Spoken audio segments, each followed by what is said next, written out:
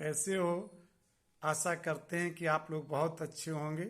हमारी ओर से आपको शुभकामनाएं हैं, साथ में जय जय सिया राम, जय माता की। आज आपको एक बहुत अच्छा कथानक सुनाते हैं। श्रीमद् भागवत कथा का है। मैंने आज एक जगह सुना। ये सौभाग्य मुझे प्राप्त हुआ भागवत कथा सुनने का। तो वहाँ भी चर्चा महाराज भरत जी की हुई, जड़ जिनका नाम जड़ भरत।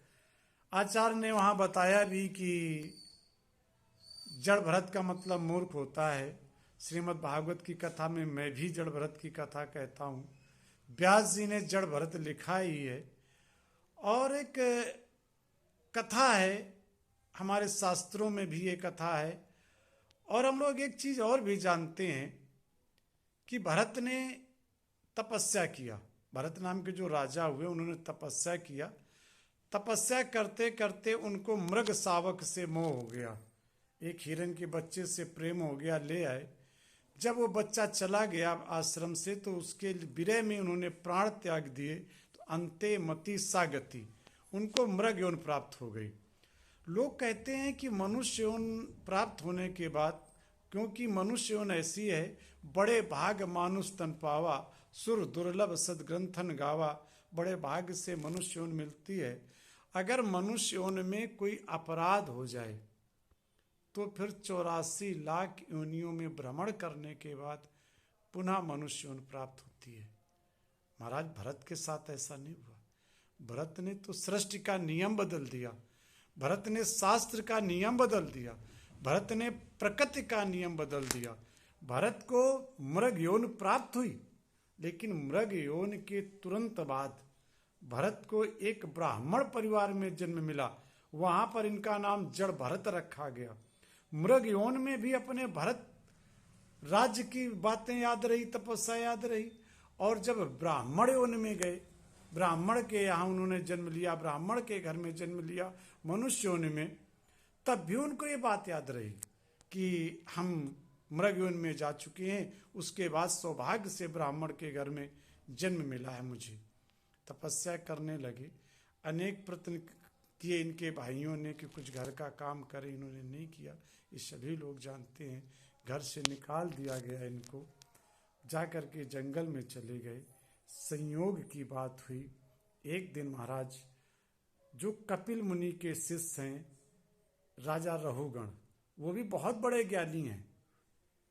उन्होंने जब सोचा कि कपिल जी के दर्शन करावें और दर्शन करने के लिए चल पड़े। संयोग से रास्ते में उनका कहार बीमार पड़ गया। और जब कहार बीमार पड़ा तो फिर जो उन्होंने कहा कोई मिल जाए देख लो उठाने वाला। तो इनके नौकर चाकर जब गए तो महाराज भरत जी एक जगह बैठे थे, तपस्या में लीन। इन्हीं को ले आए और कहा कि ये डोली उठाओ। वो तपस्वी ब्राह्मण डोली में चल पड़ा, लेकिन लगा कहीं चींटी का बद ना हो जाए मेरे पैरों से, तो उछल उछल के चलने लगा। डोली हिली राजा रहुगण की। राजा रहुगण गिर पड़ा, खड़ा हुआ और कहने लगा, क्यों रे, देखने में इतना मोटा ताजा और मेरा भार तुझे इतना ज्यादा लग रहा है कि ऐसे चलता मुझे गिरा दिया। महाराज भरत ने सोचा अब नहीं बोलेंगे तो कब बोलेंगे। अब बोलना चाहिए मुझे, यही अवसर है बोलने का। अगर अब नहीं बोलता हूं तो कब बोलूंगा। महाराज भरत ने कहा, राजन, ये मोटा और पतला शरीर होता है। आत्मा न मोटी होती है न पतली होती है। आत्मा अजर है, अमर है। और शरीर मोटा पतला होता है। जब शरीर से आत्मा निकल जाती है तो न शरीर को भार समझ में आता है, क्योंकि सुख दुख दर्द ये आत्मा का है, शरीर का नहीं है। शरीर से आत्मा निकल जाती है तो उसको चाहे आग में जला दो या भूसैया में शयन करा दो, किसी भी प्रकार से उस शरीर में फिर हलचल नहीं होती है। शरीर कभी नहीं चिल्लाता है। जब आग में पार्थिव शरीर को जलाया जाता है तो शरीर शोर नहीं मचाता है। शरीर में जब तक आत्मा होती है तब तक शरीर में सुख दुख दर्द होता है। इसलिए राजन, शरीर मोटा पतला हो सकता है, आत्मा नहीं। और आत्मा को कष्ट होता है, लेकिन शरीर को नहीं। आप शरीर के कष्ट की बात करते हैं कि आत्मा के कष्ट की बात करते हैं? राजन, ये तो पहले आप बताइए। जिस समय ये कहा तो अब दृष्टि डाला रहुगण ने, देखा कि इनके तो कंधे पे जनेऊ है। पूछने लगे तुम कौन हो? राजा रहुगण बड़ी जोर से कांपने लगा। कहने लगे तुम कौन हो? इन्होंने कहा क्यों डर रहे हो? रहुगण ने कहा मैं डरता किसी को नहीं हूं। न अहम विसंके सुरराज वज्रान त्रेच शूलान यमस्त दंडात ना नरक सोमानिल वित्त पासा छंके भ्रशम ब्रह्म कुलाव मानात। महाराज, मैं किसी को नहीं डरता हूँ। अगर डरता हूँ तो केवल ये डरता हूँ कहीं ब्राह्मण के कुल का अपमान ना हो जाए।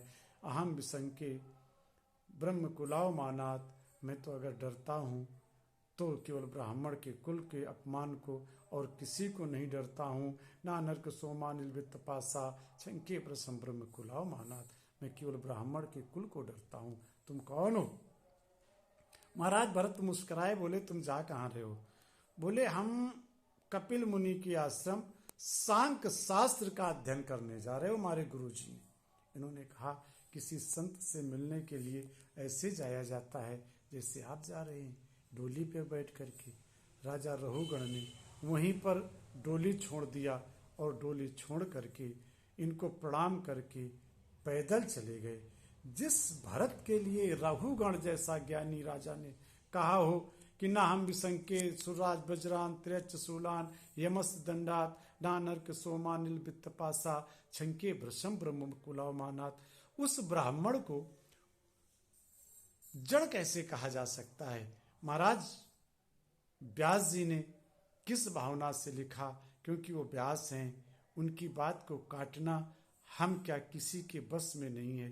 क्योंकि वो व्यास हैं, उनकी क्या भावना रही है। हम अपनी भावना व्यक्त कर सकते हैं लेकिन किसी की भावना काट नहीं सकते हैं। लेकिन राजा रहुगण के बातचीत से, महाराज भरत के वार्तालाप से तो लगता है महाराज भरत बहुत ज्ञानी थे।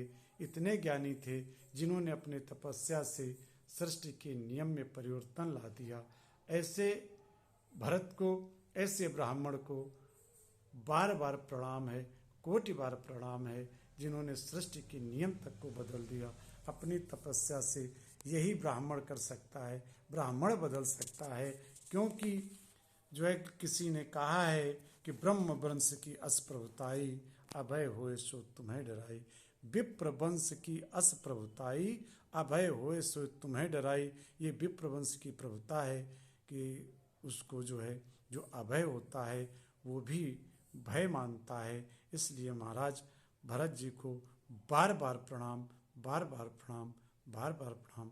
जय माता की, जय माता की, जय माता की।